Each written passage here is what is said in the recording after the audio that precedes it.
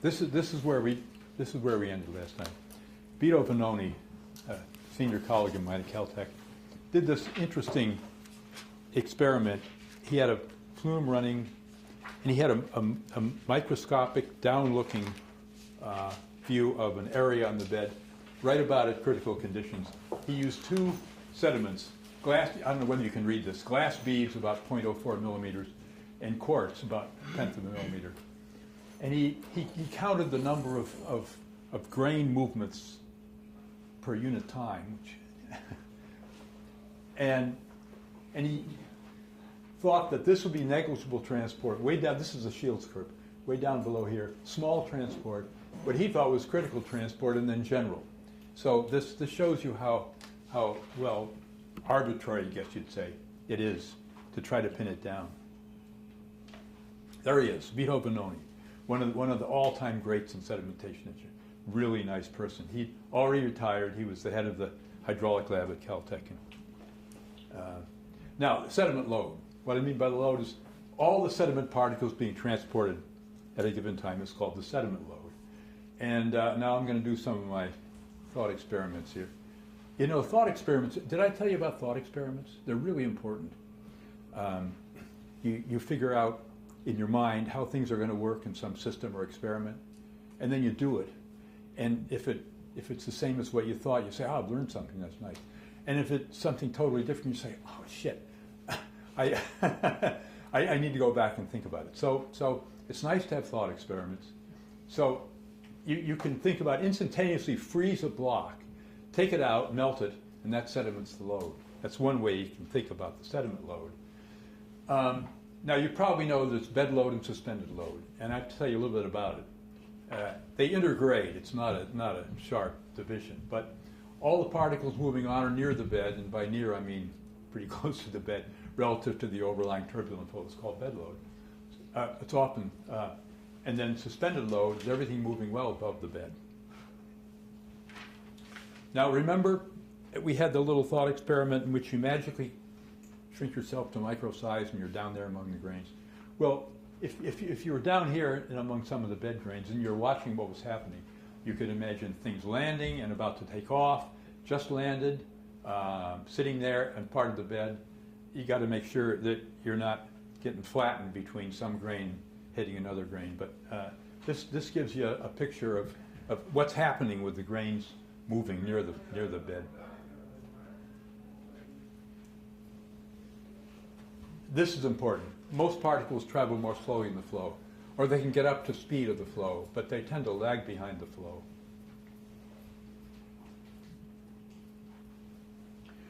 Now you've probably heard of saltation. Saltation is the big thing in aeolian environments, but a lot of people think that there's a saltation layer of particles taking off, moving fairly close to the bed and landing again. And it's controversial, and I've never thought much about it. It doesn't seem to make that much sense to me, but a lot of people think that there is saltation near the bed. Wash load is the part of the suspended load that gets washed through the reach of a channel or a flow or a river or a tidal current. And it's not represented in the bed. Bed material load is stuff that's in the bed, and it can go into suspension, but it's not washed right through. Grains can be put up into suspension, they travel some distance, and they come down to the bed at some distance downstream. And this may help you, I don't know. Wash load is part of the suspended load, but bed material load can also be in the suspended load, and of course, the bed load is clearly bed material load. So in case that helps you a little bit. By transport stages, I mean, how is it working? Once you get past the initiation, the Shields curve, where there's no movement, first you have rolling, and then the person who, I copied this from somebody, thinks that saltation is important. So that's saltation and rolling. And then when you get up to a certain criterion, it goes into suspension. And you have suspension, saltation, on rolling, all at the same time. If you want to know more about transport modes, there's a thing in the notes you can look at. Now, this is a big deal in engineering practice, sediment transport rates.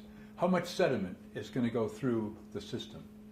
You think of a unit sediment transport rate in any given slice, or the whole flow could be a total sediment transport rate. And many formulas have been developed to try to predict sediment load, sediment transport rates, because of its importance in hydraulic engineering. There's no analytical solution, so you have to work semi-empirically and make some assumptions and then work from there. And I'm not going to do anything with it here, but you should recognize that sediment transport rate is an important consideration in sedimentation. And here's how you could conceptualize it. There's my magic screen stretching right across the flow, and you somehow magically pick out all the particles that are going past into that screen or through that screen per unit time, and that's the sediment transport rate. Here's another way of doing it. Here's my magic vacuum suction trap. There's no such thing, but it's nice to think about. And so it catches everything that's going by, coming along the flow, and all the sediment transport, and that pile of sediment, if you normalize per unit time, is the sediment transport rate. So now you know something about the sediment transport rate. How do you measure the sediment being transported? And that's a tricky business. Suspended load, it's not too difficult to do. You can have an array of little flip-top bottles that you can remotely flip, and so you take a sample here, a sample here, a sample here, and then you integrate it, and you get a suspended load transport rate. Bed load is tougher. There are various bed load traps have been devised. You put it on the bed, and you somehow let the sediment get into the trap. It's almost like catching an animal in a trap, and you close the trap and bring it up. And they work sort of well, but not really that great. So just keep in mind that it's not easy to measure sediment transport rate. So that's my pitch on sediment transport in water.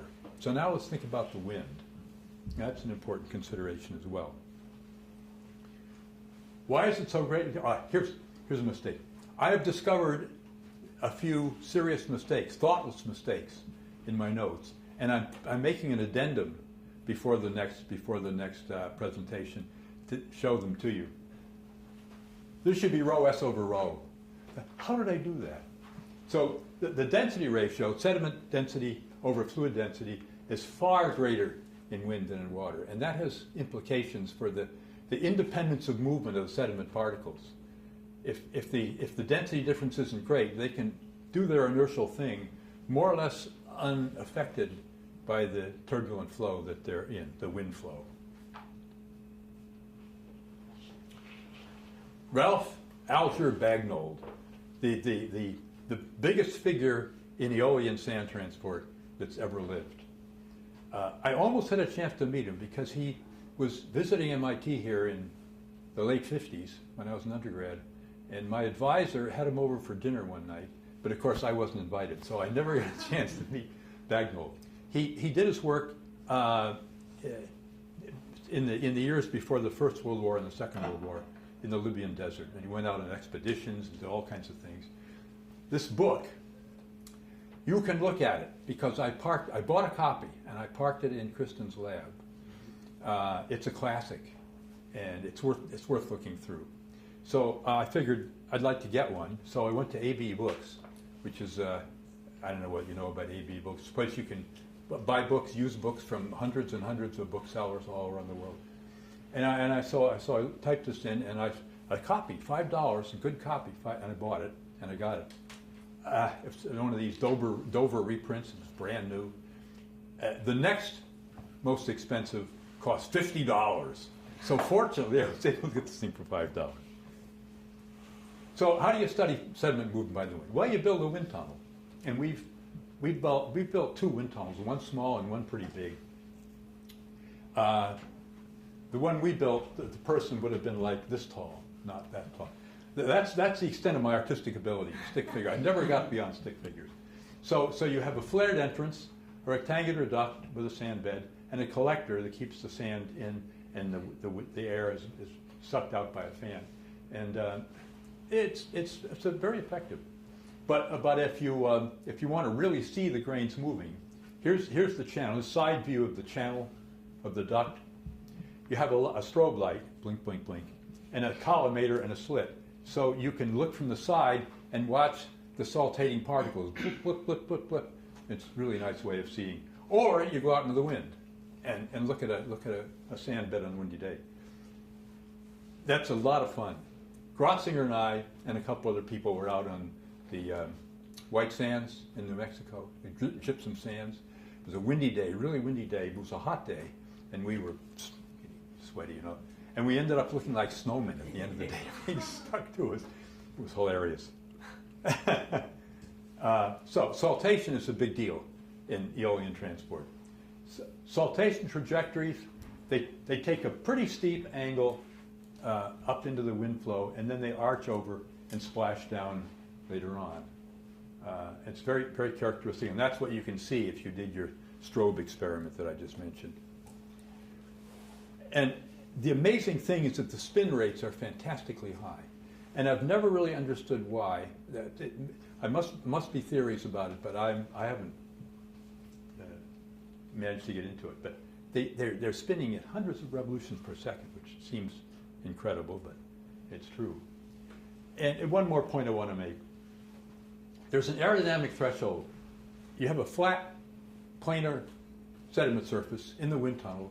Crank up the wind velocity until some particles finally start to move. And that's called the aerodynamic threshold. But suppose you already have a saltating system. And you gradually decrease the velocity.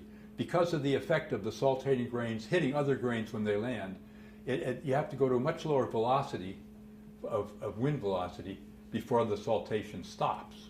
There's a I don't know what you call it, hysteresis effect, can you call it that?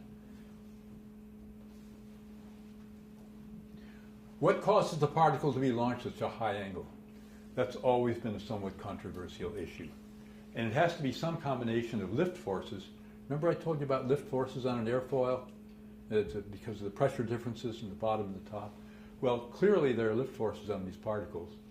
Of course, the splashing down particles can kick up more particles and make them vulnerable to high angles of launching. And we're talking about sort of like a saltation carpet about this high. You know, it's down around your legs and up to your waistline, and seldom, even in the very strongest winds, it wouldn't be more than about 2 meters. So you hear about sandstorms. You often read about big sandstorms. You know, you're choking in the, you can't see anything. Those are dust storms. They're not sandstorms, they're dust storms. Keep in mind, they're sandstorms. Now, I don't know whether any of you are planetary people, but you can think about the threshold shear stress needed to get saltation going. Mars is much greater than Earth, and Earth is much greater than Venus, and it mainly has to do with differences in air density, atmospheric density. Is anybody in planetary stuff here? Okay, there you go. I just have to mention this. You know, we're dealing with stuff on Earth, and now they're doing great things on Mars, but there are zillions, not literally, but figuratively zillions of planets out, Earth-like planets with saltation going on. And I don't think we're ever going to know anything about them, but there they are. I figure that there are probably 10 to the 20-something stars in the observable universe, and some non-negligible percentage of them would have Earth-like planets. It might be 10 to the 17th, 10 to the 18th. And so there are these people like us out there watching this stuff, and we're never going to know about it. That's what I think anyway. All right, so even on Earth, I made this up once, and we looked at the density ratios. This time I did it right, rho s over rho. And you start at 1, and anything on the left is just floating sediment.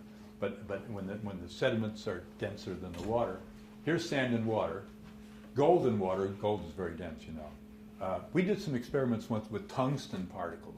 Tungsten is almost as dense as gold, and we had some interest in it. The ripples are much smaller. Snow in air, and I'll have a surprise slide for you later about that.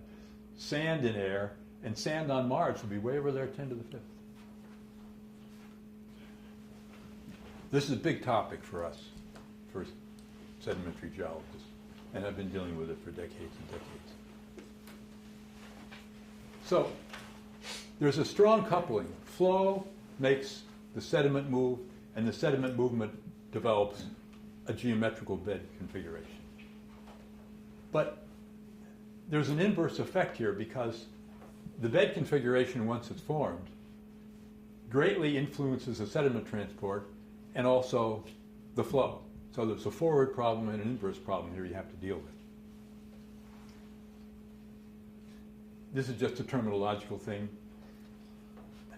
A bed configuration for me is a distinctive pattern of geometrical features on the bed caused by a flow. And a bed form is any one of those individual things that are in the configuration. Now, most people nowadays lump these together and call it bed form, one word. I'm fighting a losing battle on this. Well, I'm not even in the fight anymore, so. And I think of a bed state as a kind of existence field for some kind of bed configuration. And we'll be dealing with that considerably pretty soon here. Why are we doing this? Well, there's a great variety of bed configurations that can be produced by flows, given the flow velocity and the sediment size. And so we have a lot of sedimentary structures, current-generated sedimentary structures, that we would like to be able to interpret. So, you know, if there's only one kind of bed configuration, it would be a dull world for sedimentologists because there wouldn't be this great variety of structures to see. But yet we have an enormous variety of structures if possible. Some we understand, some we don't understand. And I'll get to that also. So we'll start with unidirectional flows. There's my flume.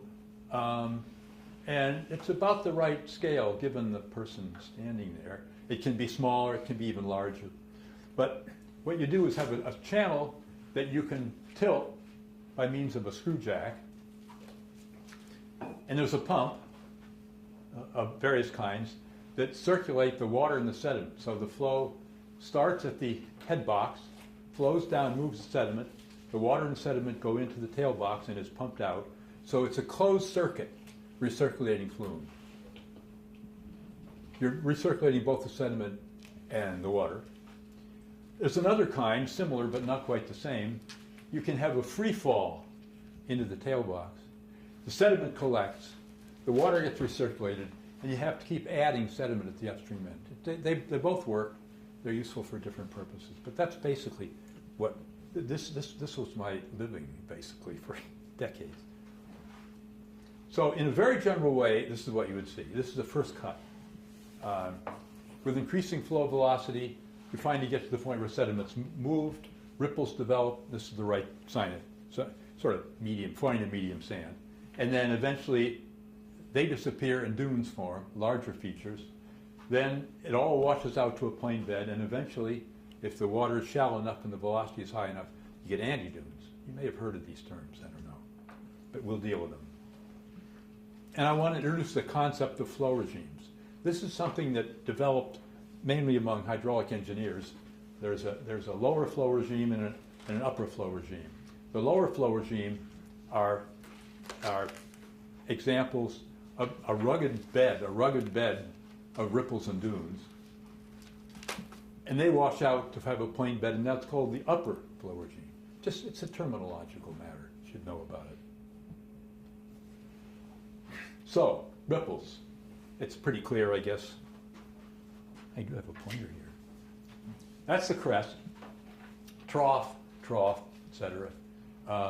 This is called the Stoss surface, and this is called the lee surface. Just terminology. We'll be using that.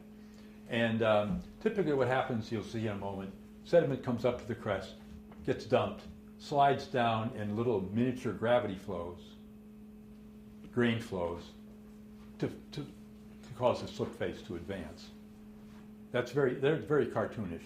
But now this tells you a little bit more about what's going on. This is sort of complicated. The flow is from left to right. There's a ripple profile. These little arrows going up the Stoss side are bedload transport, basically. This can be stuff in suspension as well. And for reasons I'll tell you in a minute, a lot of sediment, some sediment can get suspended in the trough and continues on as suspended load. The grains reach the crest, flow down. So that helps. But this is going to be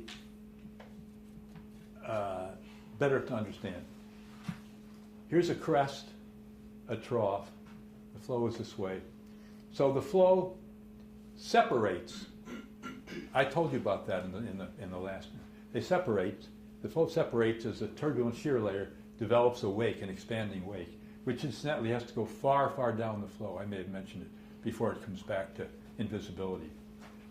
And you get a rotating vortex in there, which tends to carry sediment up onto at least the lower part of the slip face. And keep that in mind. And then the wake reattaches at this point, and then its flow up the side of the next ripple. That's typically how ripples work. But ripples are very changeable. They're fickle things. They move along and sometimes disappear. A new ripple forms. Ripples can divide into two, or they can merge together. And so we did this once. This is a cartoon, but we did this once. Stationed a whole lot of students down along the flume, and each one of them keeps track of a ripple as a function of time with a scale along it. And then we plot it all up, and these are the what do you want to call them? The trajectories of ripples, and you can see how they come and go, they divide, they merge, they disappear, they reappear. So they're very changeable things. This is just a non-climbing ripple. There's a train of ripples along a surface, but if the sediment is not much available, if not enough sediment is available to maintain the ripples, you get what's called starved ripples. And I'll show you a nice slide of starved ripples. But if the bed is a grading while the ripples are moving, then we build up the bed in the form of what are called climbing ripples. Each ripple climbs up the back of the last one. Now, this is a little fakey because they don't grow right up on top typically, but they can shear off the top of the next ripple and be deposited on that. I'll get to that very soon. I'm going to show you some photos of how ripples develop from a planar bed. It's an interesting problem. You're going to see that first they're two-dimensional and then they're three-dimensional. Now this is tricky. This is a hydraulics term. Two-dimensional features are those that have straight crests, and so they look the same at every flow parallel cross-section. Three-dimensional features, as the 9-minute point, every section is going to look different. So there's 2D bed forms and there are 3D bed forms. And that can confuse people if they're thinking in a different way. And this is sort of like what I said about saltation and wind. The flow velocity needed to keep pre-existing ripples going is a lot less than the need for initiation on plane bed. And again, because the sediment is already in motion, has already created these features. And so they keep operating until finally the current gets so low that the ripples shut off and you get a static bed configuration. And you may have sediment coming along draping it. There's a lot of draping involved sometimes. This would be a not quite starved ripple. There's a nice ripple moving from left to right, and you can see that the trough is almost bare of sediment, and the next ripple over here, which isn't in the picture, looks a lot like the one you're just looking at. So almost starved, but not quite. It's from northern Maine. This is from my flume. It's about 1 meter wide, flows from top to bottom. That's a foot rule there. And you can see that the ripples have very irregular shapes, but they're dominantly flow transverse. And I want to especially point out that there are deep troughs. Here's a trough with water in it. Here's a trough with water and it's reflecting the light. And that's going to figure importantly when we talk about sedimentary structures produced by movement of ripples during aggradation, during bed aggradation. Nice picture of ripples. Here's a side view of the ripples, and you can see this is in very fine sand, and it had some fine organic matter in it, and so that accentuates the foreset. Those are foreset laminae. The foreset is toward the flow, the backset is on the back of the ripple, and they're dominantly flow transverse, but you can see they're rather irregular. Classic ripple picture. I have some pictures from the ancient. Sometimes you see bedding surfaces that are rippled, which are nice to see. I wish I'd put a scale in this. It's a close-up of ripples, and you can see the sharp crests, the irregular shapes, planform shapes, the deep troughs here and there. That gives you the essence of these ripples. There's another bedding plane from the Dakota sandstone. A close-up.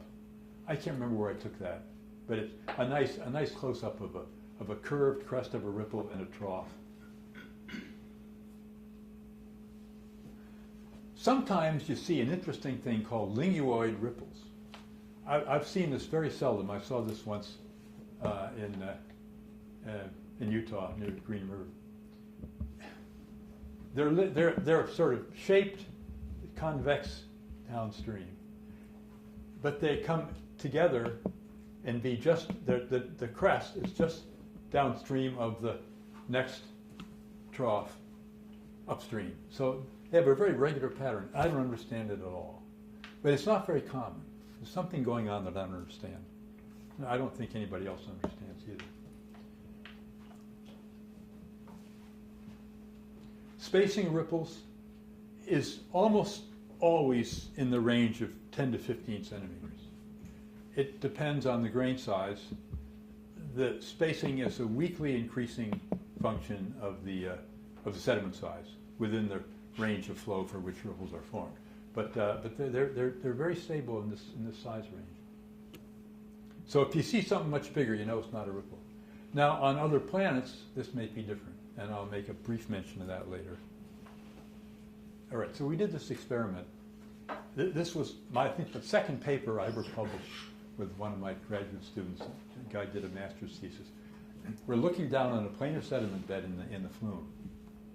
You make a little indentation, and that indentation produces erosion deposition to produce an incipient ripple, and that one triggers two others, and you can see that it keeps on going, and eventually it fills the whole channel. And I'll show you that in a minute. Sorry, so that sort of looks like your linguoid ripples that you showed before. Well, sort of like, yes, but this gallops off into total irregularity. Why it stays regular in that pattern when the ripples are fully established, I don't know. I think it's an interesting question. Okay, so my colleague Venditti and Mike Church, his advisor, did an interesting study in which they did the same kind of thing. They triggered it, and it expanded somewhat differently from what I showed you. And the initial ripples are almost two-dimensional, although there's some irregular developing down here. But you could see if you went far enough down, it would develop into three-dimensionality.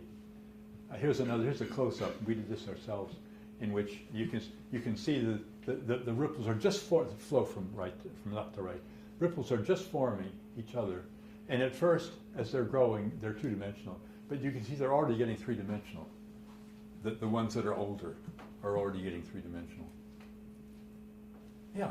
So This might be a naive question, but I'm sorry. This might be a naive question, but how do you? There are no naive questions. How do you tell the flow direction from the configuration of the bed, and can you always tell what the flow? Yes, always. Remember, go back to the cross section of a typical ripple. So the upstream Stoss side is always fairly gentle. And the downstream side typically is at or near the angular repose, although it can be smoothed out a little bit. So that's a what's a good word for it? The definitive parallel current indicator. I'm glad you pointed that out. Here's another example in which the ripples down here, they're already forming, and they're two-dimensional, gradually passing into pretty three-dimensional. It's pretty typical. I love this photo. I took this photo on a tidal sandbar at low tide up there at Plum Island, and you can see this is a lens cap, and those are bird tracks. And the same kind of thing was happening on this planar surface as the tide changed and it came across the bar and increased in velocity. It produced these growing patterns of ripples, which eventually would have merged and become a total three-dimensional field. What was always mystified me is why did we have a nice totally planar bed surface in the first place. Somehow during the falling tide, it went from high velocity flow, plain bed, to being exposed without developing ripples during that time. It happened, but I'm not sure how it happened. But once we had the plain bed, once the plain bed was there and the tide came in and velocity increased again, it produced new ripples just like that. Looks like dinosaur tracks, doesn't it? Now, here's a mystery slide for you. This is a parting surface in a sandstone. You can see the parting lineation, which I'll mention later, gives you the flow direction or the flow orientation. And here are these depressions with little ridge marks that are if this is a ripple trough that just was starting to form, you can see the curvature is such that the flow is in that direction. I think I'm right about that. I've never seen anything like that before. Just this one time I've seen this. It gives you an idea what could be happening when the ripples are just getting going. There's a really good paper in 2014 by my close colleague Mauricio Perillo on genesis of ripples, both unidirectional flow, oscillatory flow, and combined flow. It's a really nice paper. Okay, now let's talk about Barkhan dunes. It looks like I'm changing the subject, but not entirely. You probably know what a Barkhan dune is. In the desert, you find these masses of sediment with horns tailing off downstream. Well, that's just a diagram. You know, you've seen that before. We made them in a flume in very coarse silt underwater. Now, this channel is only 17 centimeters wide, so these are very small dunes. And my feeling is we had a sand surface. It was actually coarse silt. It was even finer than sand size. And it was just about a threshold, and some grains started to move, but most grains weren't moving. And I think that the origin of the Barkhans is there's some place where there's enough irregularity in the bed to catch some of the moving grains, and the moving grains then build a structure with a stoss slope, and a lee slope downstream. And I think the horns are there because the flow starts to diverge and carries sand around both sides to make the horns. And I'd have to go back and read Bagnall's book to make sure of that, but I think that's how it works. And these are very small. I mean, they're just like this size. This is what I just told you about, how they might form, but that's my picture of it anyway. This is my favorite current ripple. I love this ripple. We made it in a flume, and I took a nice photo of it. These are centimeters down here. So here are all the features that I was telling you about. We have a stoss surface, a lee surface.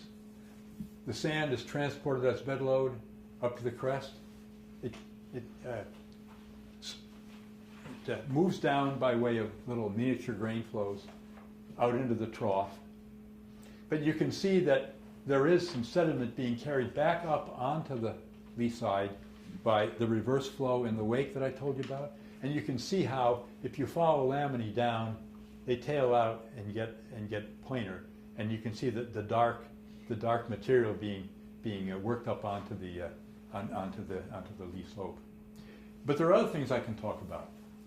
Earlier on, the ripple had a stoss side which was erosional. And in total equilibrium, the stoss side would always be erosional. But things happen upstream somewhere. Ripples change. The local supply of sediment coming along to feed this ripple can be great enough so that now we have a stoss surface with aggradation. Those would be called foreset stratification. And it goes down on that way. The other thing is this ripple is riding over another one. There was an earlier ripple. This one came along and its trough eroded down into the earlier ripple, but left some of the ripple foreset from the previous ripple. You get a lot out of this picture, I think. Now let's talk about dunes. Too bad. At flow velocity, no, dunes are much larger than ripples, and I'll get to that. At flow velocities, low flow velocities are two-dimensional, and at higher velocities they're three-dimensional. I have some pictures for you. Here are 2D dunes in that same channel that I showed you, medium sand, They're not perfectly two-dimensional. They're somewhat sinuous, but they're close to being regular. Whereas at a higher flow velocity, in that same sand, in the same channel, you can see they get highly three-dimensional. And what I think is important is to see these deep scour pits here and there. And they're going to figure prominently in the stratification that develops when these ripples are moving on the bed. This is actually a big, big dune because, first of all, it's big, and second, we built this enormous duct and we ran 80-degree C water through it. Now, I didn't tell you about scale modeling, and if you want to know, I can tell you about scale modeling. And using the lower viscosity water gives you a scale ratio of about 2.5.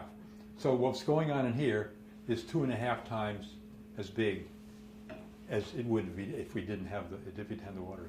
So this is about 4 or 5 meters along that distance. It's a big dune, and you can see the same way the dune at first was sort of it had a lot of curvature. It finally built up to a good strong slaw surface and a slip face, and you can see the sediment being moved in bedload or low temperature suspension, and when it gets to the separation point, the sediment, which was being carried along to the crest, is raining out onto that surface. So it's not just a matter of grain flows going on the surface, but stuff can be settling out onto the surface at the same time. Here's an example. That's not the same dune, but it's the same duct. In this case, the ripple was building upward. So if you picked the crest point where it changes from this to this, you can see it moving upward as the ripple is growing, and you get the same view. I love the way this is falling out in little sheets of sand. Same duct. This is an even bigger dune. This is all one big dune, but they're smaller dunes on the big ones, superimposed upon the big ones. And so whenever you have a stretch of surface, whether it's a planar bed or the back of a very large dune, smaller dunes can develop if they have enough distance to develop. In this case, you have superimposed dunes.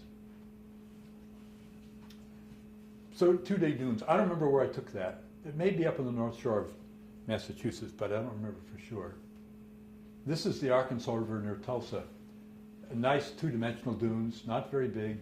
There's no scale here, but you can sort of imagine from the trees what it looks like, with lots of superimposed ripples. Now that leads to a question. Were those ripples in equilibrium with the dunes as the river stage fell and became exposed subaerially? Or were they produced when the flow decreased to the point where it couldn't maintain the dunes but could make ripples? And I don't know how you tell the difference. I know from our experiments in the lab that you can have ripples superimposed on dunes. You can even have ripples superimposed upon dunes, which themselves are superimposed on even larger dunes. I don't think you can go farther than that, but you can do that. I've seen it happen. Well, so opportunistic is a nice word. Current ripples and even dunes are opportunistic. Whenever there's a stretch of temporarily planar bed, there's enough distance and strong enough flow, you can make dunes, you can make ripples or dunes that are superimposed on other dunes. I think opportunistic is a good adjective to use for them. Parker River estuary, covered with ripples, and again there's the same problem. Whether those ripples were in equilibrium with the dunes when the dunes were moving, or superimposed during waning flow. I would vote for the latter, but I'm not sure. That's a meter stick for scale. Another view, this is from Bay of Fundy, Cobequid Bay, part of the Bay of Fundy, largely straight crested. You can see superimposed dunes, not too clearly, but they're there, on the large dune. This is an island. Isn't that a strange looking island? The spring tidal range up in this end of the Bay of Fundy is 50 feet. Isn't that amazing? So when you go work on this, you have 3, 4, maybe 5 hours at most to work. You have to get off as the tide comes in. And the saying around the Bay of Fundy is, the bay never gives up its dead. It's tricky. Otherwise, you swim to shore and you lose all your equipment. It happens. Here's a better view of that. Here's a better view. Go from right to left, where you can see the typical troughs of the superimposed dunes, and ripples on the superimposed dunes. Another place in the Bay of Fundy where the flow is stronger, and it makes semi-three-dimensional dunes. I mean, not grossly three-dimensional. And you can see as the water stands in the troughs here and there. That's Jerry Middleton, my older colleague, one of my mentors. He took me out. He and his students, he had 3 students working on the Bay of Fundy at one point. Even more three-dimensional, there's some small river whose name I don't remember, near Atlanta. I was there doing consultation from some guy who had a business next to this. That's a Dr. Pepper's can right there, And you can see the prominent scour pits in this three-dimensional pattern of dunes. Dave Morrig gave me this. You know who Dave Morrig is, I guess. He did his thesis work on the Platte River. He had a balloon that he parked in some big cavernous warehouse, and every day he would bring it out. It was inflated, and it was positively buoyant. And he and his assistant would bring it out, park it above the river with a camera, down-looking camera, and they would, these are people. That's a person. That's a person. I think that's a person. I know that's a person. It gives you a good idea of what ripples really look like in a river system. Dunes can get enormous. Here we are on the crest of a big dune on the left flank of the Mississippi River near Kentucky. We're all standing at the crest, and the lee slope goes way down there. So dunes can get as big as the flow allows.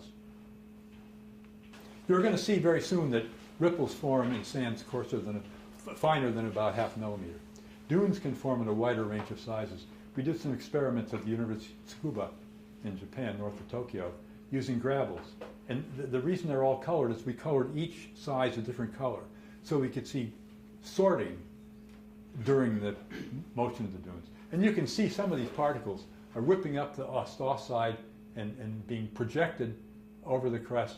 And that's the big one right there that came in. It's going to fall down on the trough. It's exciting to watch.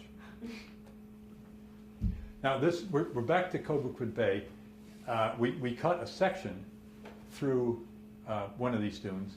I don't know how well you can see, but you see a set of laminae up here, and you can see a set of laminae down here, and then there are other things going the other direction. And my feeling is that because of the tide, there's a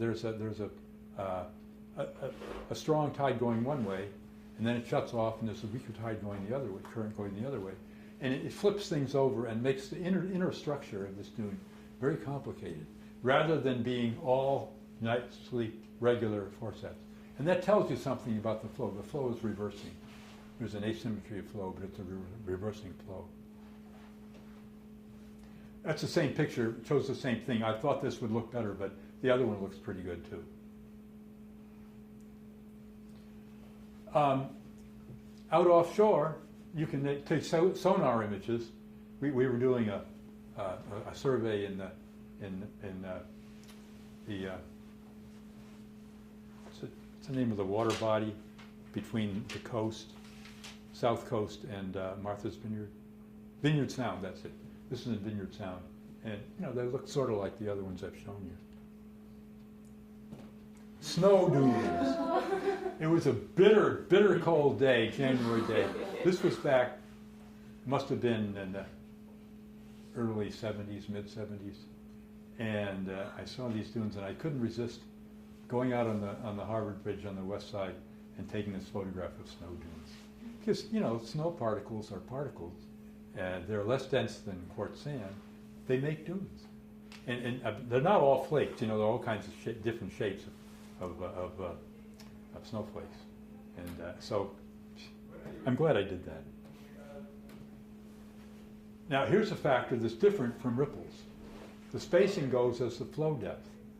And with a factor of something like 7 for fully developed dunes, if you have a flow, an open channel flow over a sand bed and you make dunes, the dunes, when they reach equilibrium, are something like a factor of 1/7 of the depth of the water.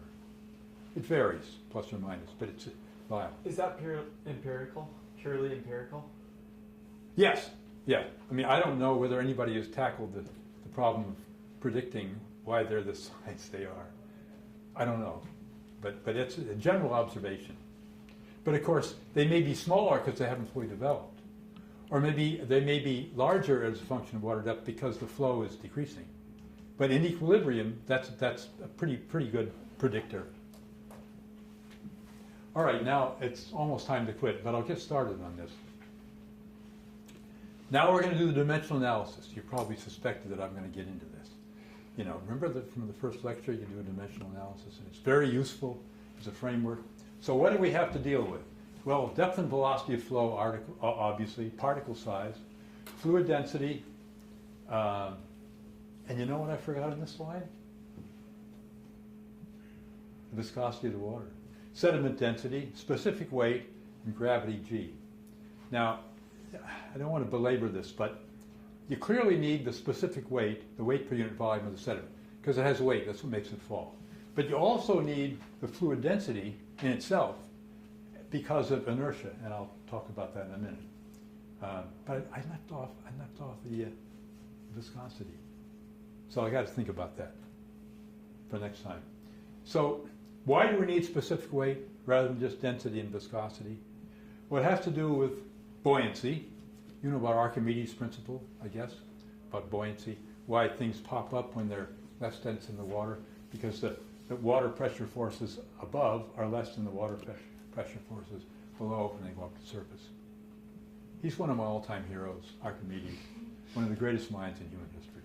Anyway, so given that, you need sediment density as well as the weight per unit volume. Why? Because solid particles moving through the flow to the fluid have inertia. They want to travel in straight lines without any interruption. And so this inertial effect is really separate and had to be in addition to the... And so I did a thought experiment. We're in a spaceship, no gravity, a big tank of water. You can do that. And then you have a little gun port that you shoot a particle, a dense particle, into the water. Now it has no weight at all. It's weightless. It's no weight, right? But it still interacts with the fluid in the tank. It has inertia. The flow, if the flow is turbulent in the tank, it would want to make it move. But it has this inertia, does this thing. So you need density as well as specific weight. I mean, that's a side point, I guess, but it's important to deal with.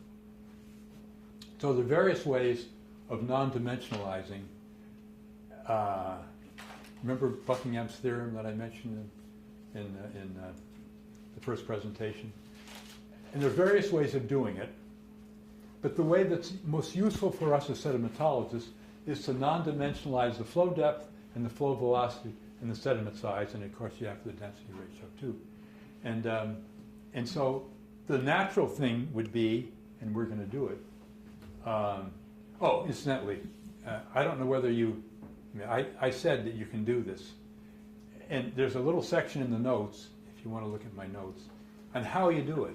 It's a simple procedure. You pick out 3 repeating variables, and the rest fall into place to make these dimensionless. And it's just basically high school algebra. It's easy to do, just so you know. So we can draw a 3-dimensional, dimensionless diagram. Dimensionless flow velocity, dimensionless flow depth, dimensionless sediment size. And we can make sections through it in various ways. I'm going to be almost out of time here. And I'm going to show you, I think this is probably when I have to quit. I want to show you some sections. Some depth velocity sections for a given grain size, and some velocity size sections for a given flow depth. I did this long ago, and I got all the literature data I could find and plotted up these section graphs, and I'm going to say quite a bit more about them, but I have to quit. So this is a good place to stop. Any further questions?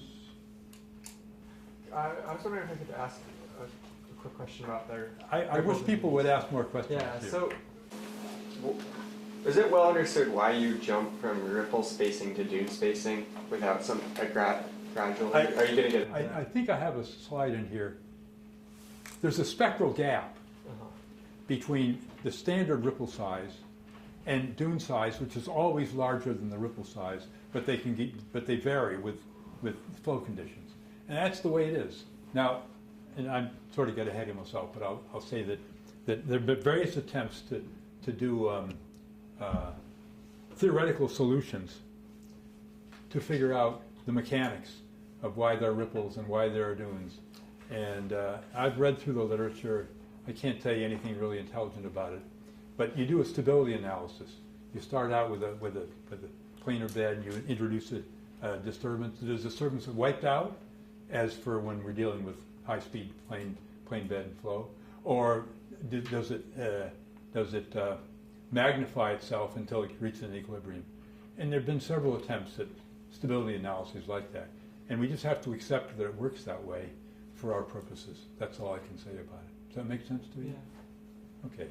All right, so I will hope to see you. Oh, I'm sorry. Kristen. I have one more. So I can understand in a flume that you're most often starting from a lower plane bed that gets disturbed. Well, typically you screed the bed. Right. You use a screed. You mount a blade that goes a little bit deeper in the sand, and you run it down some guide bars parallel to the bottom. You screed it off very nicely, and you start. But of course, Yeah. that's unrealistic. Yeah, so it that's seldom what I was works. gonna I ask. showed you the dinosaur footprints. Sometimes it works. Yes. Yeah, so like the beach example, how often is it an upper plane bed that then you initiate ripples from as opposed to a lower plane bed? Like in a storm to Oh, well, if you're dealing with pretty fine sands, you will see soon in the next few slides that there's a range of flow for which that there's no movement, and then ripples set in, and then there's plain bed and no dunes. Dunes don't develop in very fine sands. And so then you could wash the ripples out to plain bed. And then if the flow velocity decreases again, you develop ripples on it. I have a slide that shows that we did in the lab. So does that answer your question? Yeah. Okay. So I hope to see you next week, but if not, it'll be maybe the week after or maybe even later. Okay. So we're about halfway through this PowerPoint number 3, and that'll leave us, I think, enough time to do all of number 4, which is pretty long and heavy. Okay.